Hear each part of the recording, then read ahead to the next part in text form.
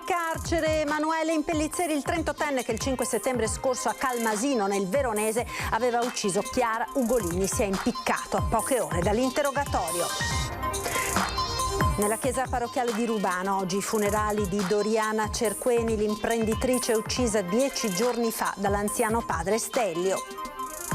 Indagato per la cessione di droga ad alcuni ragazzi, l'ormai ex guru social di Matteo Salvini, Luca Morisi, chiede scusa al Carroccio su Facebook. Il messaggio del leader della Lega: hai sbagliato ma ti voglio bene.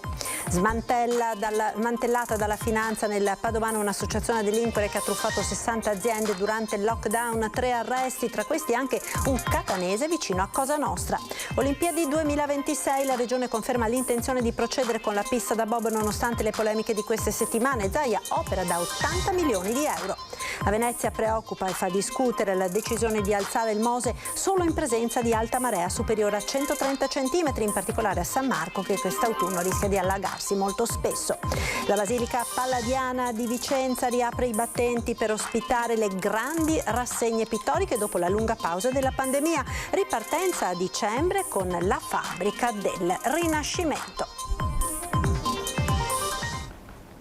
Buonasera e ben ritrovati con l'edizione del Veneto dei nostri telegiornali. In primo piano il nostro sondaggio di questa sera, che è dedicato a quanto sta accadendo in molti capoluoghi anche della nostra regione, a partire da Treviso ma non solo, con risse e baby gang in centro. Baby gang e pestaggi colpa del Covid è il quesito al quale vi chiediamo di rispondere questa sera con una chiamata gratuita allo 0422 162 6699 se per voi la risposta è sì, 0422 162 6690 se per voi la risposta è no. Come sempre l'esito del sondaggio nel corso di Ring, in onda questa sera a partire dalle 21:15.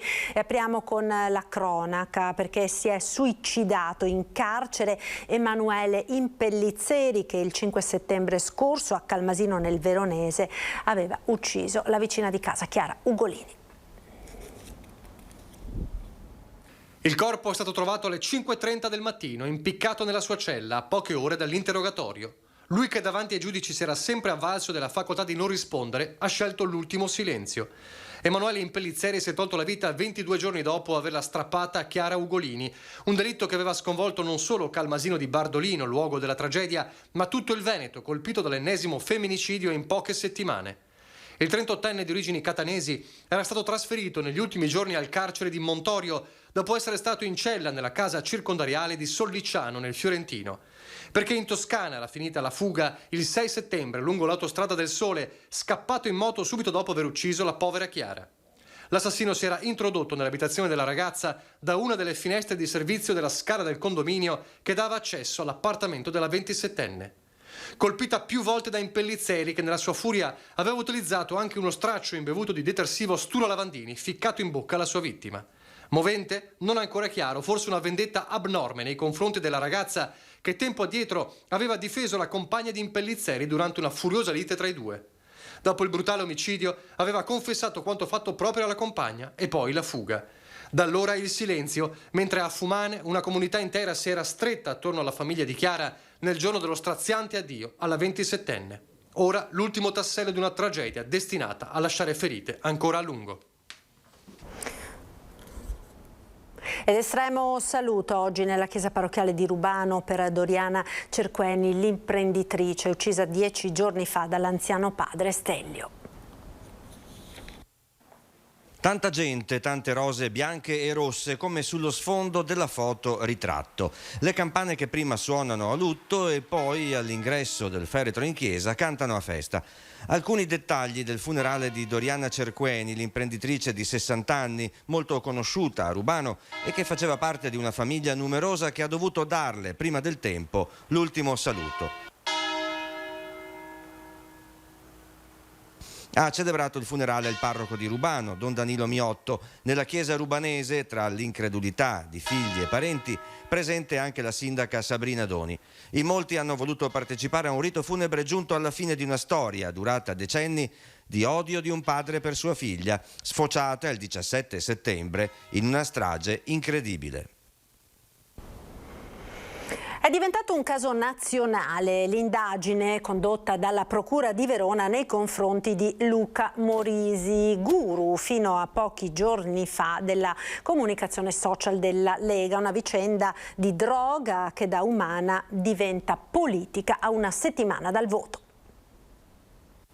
Il suo addio pochi giorni fa alla Lega e a Salvini aveva fatto rumore. Per anni spin doctor del leader del Carroccio, Luca Morisi, era il potente capo della comunicazione, l'artefice di quella che era stata soprannominata la bestia, una vera e propria macchina da guerra social. Questioni familiari la motivazione ufficiale del passo indietro, che ora però assume altri contorni. Morisi infatti risulta indagato dalla Procura della Repubblica di Verona per una vicenda di droga. Tutto sarebbe iniziato lo scorso agosto, quando i carabinieri di Belfiore fermano alcuni giovani con un flacone di una sostanza forse stupefacente. Uno dei ragazzi sostiene di averla avuta da Morisi in persona, che ha una proprietà in un cascinale ristrutturato in paese. Scattano quindi le indagini e una perquisizione nell'immobile, dove viene rinvenuta della droga in quantità definibili per uso personale, quindi un illecito amministrativo e non penale. Sarebbe stato sequestrato anche materiale informatico. In giornata l'ex guru ha chiesto scusa alla Lega, al suo segretario e ai suoi familiari, come ha riferito lo stesso partito in una nota. Non ho commesso alcun reato, ma la vicenda personale che mi riguarda rappresenta una grave caduta come uomo. Le parole di Morisi. Poco dopo il pensiero via Facebook di Salvini: hai fatto male a te stesso, ma conta su di me, ti voglio bene. Il messaggio, ma la vicenda, per quanto personale, diventa subito politica a poco meno di una settimana dal voto delle amministrative. Io noto un doppio peso sui social di Salvini, gestiti appunto dallo stesso Morisi, che venivano subito, si parlava subito di spaccio, di lotta allo spaccio, di lotta alle droghe, di questo, quell'altro, e poi dall'altro che nella loro casa le droghe la consumano. Sulla falsariga i 5 Stelle con Erika Valdina, che si concentra su quello che è stato il ruolo della cosiddetta bestia. Che è stato un sistema per gettare molto spesso fango, fake news, vero e proprio odio su persone o partiti, rappresentanti insomma politici. Questa cosa è stata avallata proprio da Salvini. Di vicenda personale parla Fratelli d'Italia. È un problema di natura individuale, cioè qui c'è un individuo che si è comportato male, non credo che abbia commesso reati, non mi risulta, non mi pare di aver letto che il problema sia legato al reato, ma a un comportamento che è sicuramente distante. Smantellata un'associazione a delinquere che ha truffato 60 aziende durante il lockdown alla base logistica nel Padovano, 3 arresti, tra questi anche un catanese vicino al clan di Cosa Nostra. Una truffa messa in piedi in piena emergenza sanitaria durante il primo lockdown, quella scoperta dalla Guardia di Finanza di Este, che ha smantellato un'associazione a delinquere che attraverso aziende rigenerate acquistavano prodotti in stock da ditte in tutta Italia senza mai pagare. L'operazione, denominata Zona Rossa, prende il nome dal fatto che gli indagati, per giustificare il ritardo nei pagamenti, adducevano come scusa il fatto che il vicino comune di Vo si trovava in zona rossa. 13 le persone indagate, di cui 3 sottoposte a misure cautelari. In carcere il promotore dell'associazione, William Alfonso Cerbo, un catanese che aveva legami con il clan dei Mazzei di Cosa Nostra e che risultava indigente, ma viveva in un appartamento di lusso a Milano che ricordava la villa di Tony Montana, protagonista del film cult Scarface. Le basi logistiche però erano state individuate nel Padovano, in alcuni capannoni nelle zone industriali di Sant'Elena e Carmignano di Brenta, dove inizialmente era stipata la merce comprata senza pagare. Il meccanismo della truffa era articolato grazie a 2 professionisti compiacenti, un ragioniere di Albignase e un commercialista catanese. Venivano utilizzate 24 aziende i cui bilanci venivano falsati per farle risultare in salute e solvibili. Poi, dopo l'acquisto, nessuno pagava e così le ditte raggirate si ritrovavano con fatture emesse e nessun incasso. Hanno sicuramente approfittato della situazione, soprattutto perché era anche più difficile spostarsi, e quindi i vari soggetti che sono stati vittima della truffa non hanno potuto poi sostanzialmente anche fisicamente fare i sopralluoghi che probabilmente erano necessari per accertare anche quella che era la capacità operativa di queste imprese che facevano capo al sodalizio criminale. 60 le aziende truffate in tutta Italia, dalla Calabria al Trentino Alto Adige. Una di queste, un'azienda siciliana che vendeva arance, è stata costretta a chiudere dopo aver subito la truffa.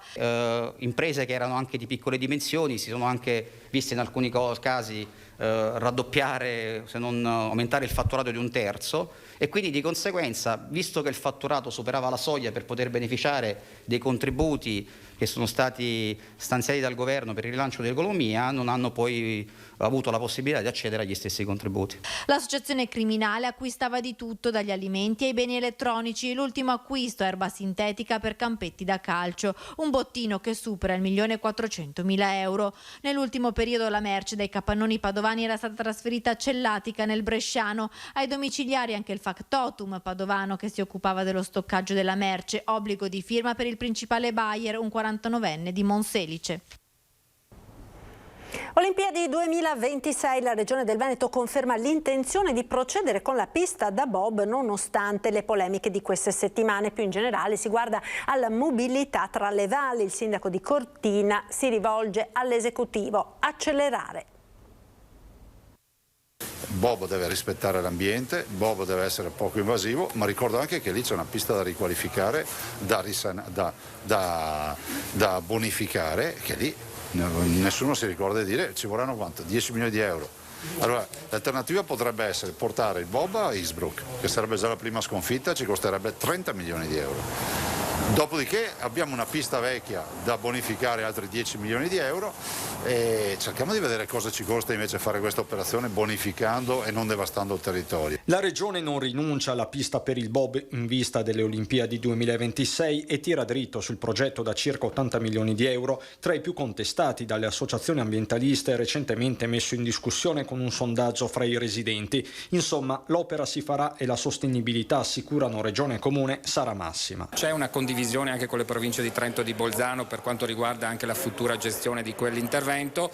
Cortina ha la storia, la cultura per quello sport, è un intervento che farà sicuramente non solo bene alle Olimpiadi ma anche a Cortina tutta. Ma la pista per il bob è solo una tessera di un mosaico più complesso che riguarda più in generale i collegamenti sciistici della montagna dalla Valle di Zoldo al Cristallo. I collegamenti si vogliono fare, ma rispettosi delle zone ZPS, del SIC, di tutto quello che sono le norme. Non è che si vanno a spianare montagne e distruggere boschi, insomma ci sono delle soluzioni.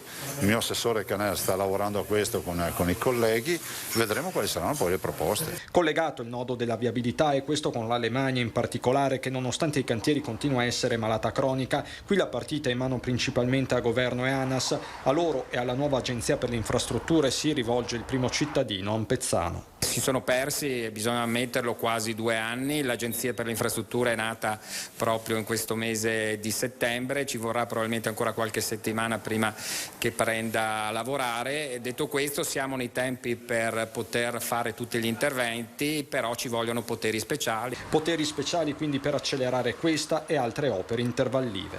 Tutti gli eventuali collegamenti intervallivi, Cortina-Rabba, Cortina-Civetta, significa avere un circuito turistico che valorizza tutta la montagna veneta. Ci fermiamo ora per qualche istante di pubblicità. Linea alla regia, tra poco.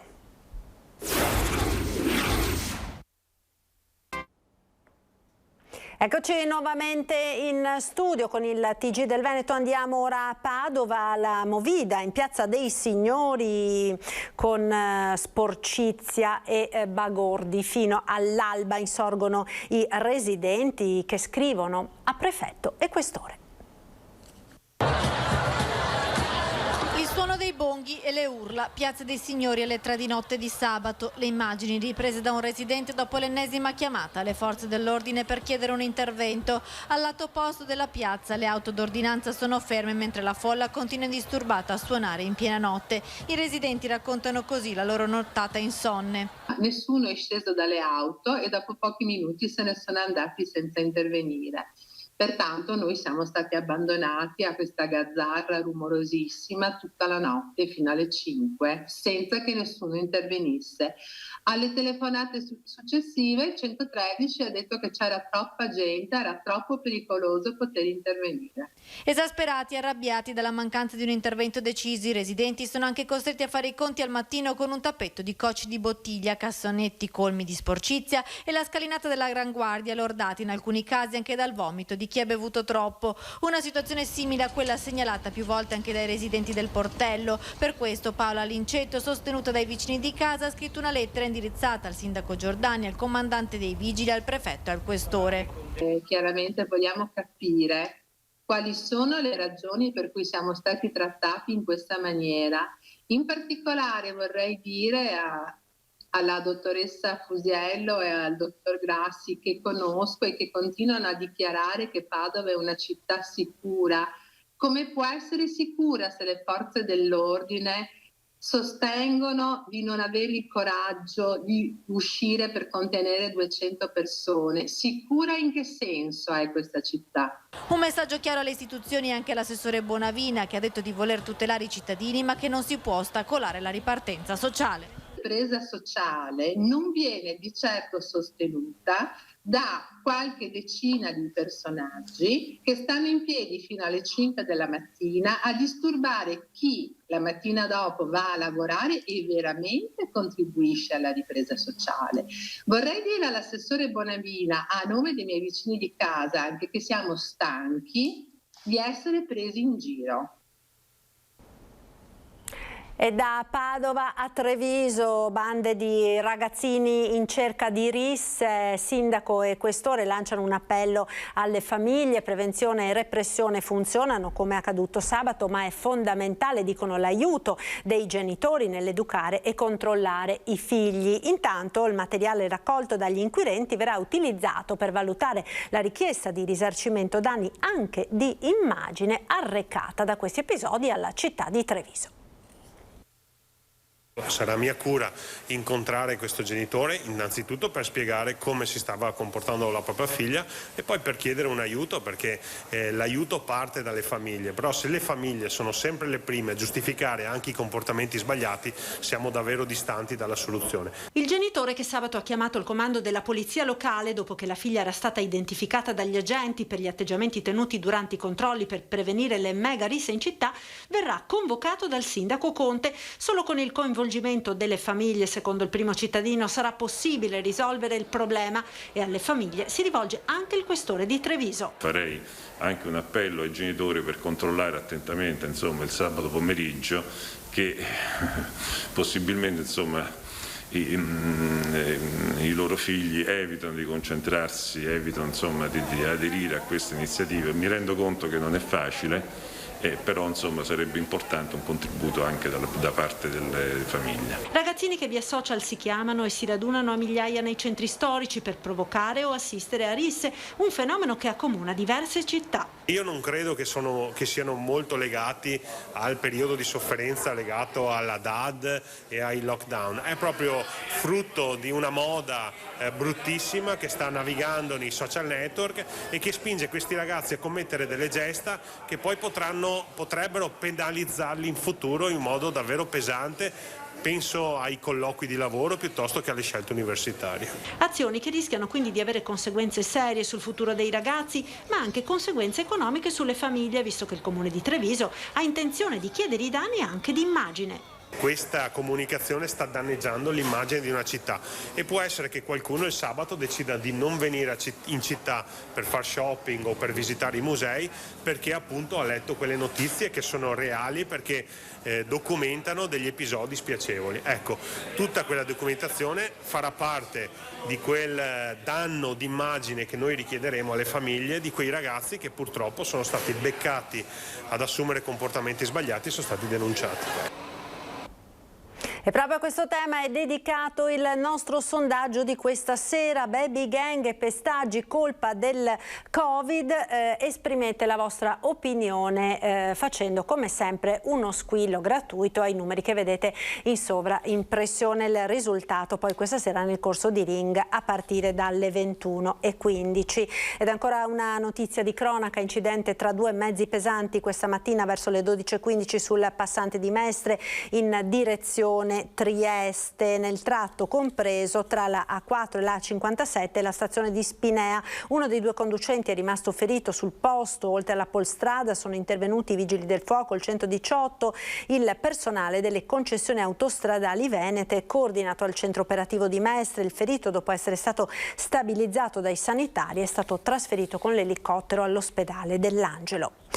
A Venezia preoccupa ora e fa discutere, stiamo parlando di acqua alta, la decisione di alzare il Mose solo in presenza di alte maree eccezionali superiori ai 130 centimetri, in particolare a San Marco, che quest'autunno quindi rischierà di allagarsi molto spesso. Anche se è ancora in fase di attività sperimentale, dal Mose quest'autunno a San Marco si aspettavano parecchio di più. La notizia è che invece fino al 31 dicembre di quest'anno le paratoie si alzeranno solo con maree superiori ai 130 centimetri non è stata certo salutata con entusiasmo da chi vive e lavora in una delle zone più basse di Venezia, dove ci si inizia ad allagare già con 82 centimetri, quasi mezzo metro prima che si azioni il Mose. Noi speriamo che il Comune, che non credo, non mi sembra si sia ancora espresso, sia ovviamente dalla parte dei cittadini e delle attività produttive, il tessuto sociale e produttivo di una città che sappiamo essere in difficoltà. Ripiombare nell'incubo delle acque alte e dei costi che queste comportano preoccupa, anche perché, ricordiamocelo, la comunicazione all'estero ma anche verso gli italiani di che cos'è l'acqua alta sappiamo non essere sempre stata molto chiara. Da circa una settimana la Basilica di San Marco è circondata dai cantieri per la posa di paratoie di vetro che la dovranno difendere dall'acqua alta. Lavori che però non possono procedere proprio nelle giornate di acqua alta, che tra poco potrebbero essere davvero parecchie. Dall'acqua granda del novembre 2019 ai lockdown del 2020, l'area marciana ha subito una crisi commerciale dalla quale fatica ancora a risollevarsi. Purtroppo le chiusure sono continuate, abbiamo per fortuna anche qualche segnale positivo, abbiamo in cantiere 4 negozi che stanno restaurando e che dovrebbero aprire molto velocemente, quindi sì, qualche timido segnale. Certo è che continuare con l'incertezza dal punto di vista imprenditoriale di un'acqua alta che potrà arrivare ed essere particolarmente invasiva non aiuta l'imprenditore. Nel Padovano una manifestazione degli agricoltori della Bassa dei Colli Euganei per il problema di cinghiali e nutrie.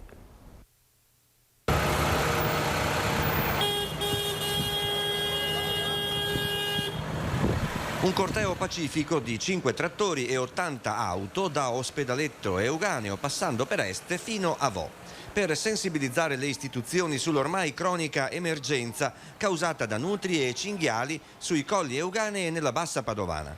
Una manifestazione promossa dalle associazioni CIA e Confagricoltura, che hanno ricordato come la legge che regola la materia è del 1992 e deve essere aggiornata per raggiungere un punto di equilibrio. Capite, 92, 2001, 2021, 2022, 30 anni, le cose sono cambiate, sicuramente bisogna rivederla, quindi è necessaria una corretta gestione di questa fauna selvatica, capendo che il problema è sì per gli agricoltori ma è anche per il territorio stesso. Voglio ricordare che un turista, se deve fare delle scelte, sicuramente si documenta. Queste specie causano danni ingenti ai raccolti, hanno sottolineato gli agricoltori di CIA e Confagricoltura, che hanno sollecitato le autorità competenti, Regione e Parco Colli Euganei, a risolvere per sempre il problema. Il problema si risolve, si diminuisce, si lenisce solo e esclusivamente con un'attività di controllo che deve essere continuativa nel tempo, ed è importante questa parola, è una parola fondamentale, continuativa, ovvero devono esserci le sinergie di tutti gli attori che lavorano nel territorio. Presenti tra gli altri molti sindaci dei comuni interessati dall'annosa questione e i consiglieri regionali Venturini e Pan. Per Michele Barbetta, presidente di Confagricoltura, il problema dei cinghiali sta diventando sempre più pressante anche fuori dall'area dei colli, dove gli animali si moltiplicano e si insediano tra le colture della pianura. Serve, ha chiesto, continuare con le catture senza fermarsi mai, nemmeno in inverno. A Vicenza ora tornano le grandi mostre in Basilica Palladiana. Il Rinascimento, il tempo del cambiamento, dello svilupparsi dell'umanesimo, delle arti. Un'età di rinascita dopo i secoli cupi del Medioevo ed oggi, dopo una pandemia, il lockdown e la crisi, c'è più che mai bisogno di rinascita. Una rinascita che a Vicenza parla di cultura, di una grande mostra proprio dedicata a quei grandi artisti che fecero fiorire l'arte nel mondo. Vicenza vuole proprio ripartire da loro, forte anche di una grande presenza turistica. Il riaperto Palazzo Tiene e lo fa con una grande mostra in Basilica Palladiana, la fabbrica del Rinascimento, processi creativi, mercato, produzione a Vicenza. Partirà a dicembre questa grande mostra sul Rinascimento che prevede un percorso con una terza mostra successiva su cui stiamo già lavorando e siamo convinti che, che grazie alle nuove misure anti-Covid comunque sarà possibile accedere ai musei. Quindi questo è importante perché il motore della ripartenza è sicuramente la cultura. Buon viatico anche per l'altra grande ambizione della città, agguantare il titolo di Capitale della Cultura 2024. Vicenza non solo parla di cultura ma fa cultura e quindi è un soggetto culturale importante nel suo insieme. La mostra vuole ricostruire i 30 anni dell'eccezionale vita artistica della città, dal 1550 all'inaugurazione del gioiello del Teatro Olimpico nel 1585. Un fil rouge che lega tra loro il genio dell'architettura Andrea Palladio ai pittori Paolo Veronese e Jacopo Bassano al grande scultore Alessandro Vittoria. Una delle novità della mostra è proprio il fatto di riunire le arti e di cercare di ricomporre quel quadro caleidoscopico che è il Rinascimento, in cui scultura, pittura e architettura erano una cosa sola. Per l'occasione tornano in città, dopo secoli, alcuni dei capolavori assoluti della pittura, scultura e architettura del tempo, un'operazione che ha visto coinvolte le diplomazie museali. Sono tutti quadri che arrivano dai grandi musei sulla base della passione che ha suscitato il progetto scientifico. I grandi direttori hanno scommesso con noi su una mostra che ha pochi uguali. Una mostra che vuole essere di richiamo internazionale e che fin da ora ha aperto le prenotazioni. Ed è tutto per questa edizione, vi ricordo il nostro appuntamento in prima serata con Ring a partire dalle 21:15, ospiti questa sera di Ferdinando Avarino, Alessandro Luigi Bisato, segretario del PD Veneto, Enoch Soranzo di Fratelli d'Italia, Gianangelo Boff della Lega e Marco Bonnet, giornalista del Corriere del Veneto. È tutto, grazie per essere stati con noi, vi lascio come sempre alle previsioni del tempo, il meteo, arrivederci.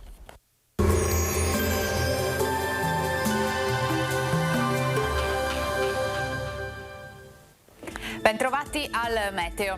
Un timido anticiclone conquista il nostro territorio. La giornata di martedì 28 settembre sarà dunque all'insegna di un tempo stabile. Vediamo il dettaglio. Sul Veneto sarà asciutto, in mattinata tuttavia non si escludono locali foschie o nebbie in pianura e sulle vallate alpine, ma in dissolvimento con il passare delle ore. Altrove ampi spazi di sereno e cielo soleggiato. Temperature in lieve aumento, minime tra 13 e 16 gradi, valori massimi compresi invece tra i 25 e i 27 gradi. Ci spostiamo ora sul Friuli Venezia Giulia, anche qui tanto sole dappertutto, non sono attese piogge come vediamo e il cielo si presenterà al massimo poco nuvoloso. Temperature minime tra 13 e 19 gradi, massime sui 25 e 27 gradi. Infine diamo uno sguardo alla situazione del Trentino Alto Adige. Anche qui sarà una giornata tutto sommato tranquilla e soleggiata con qualche addensamento ma del tutto innocuo. Temperature minime intorno ai 17 gradi, massime infine sui 26 all'incirca. Dal meteo è tutto, vi auguro un buon proseguimento come sempre in compagnia di Antenna 3.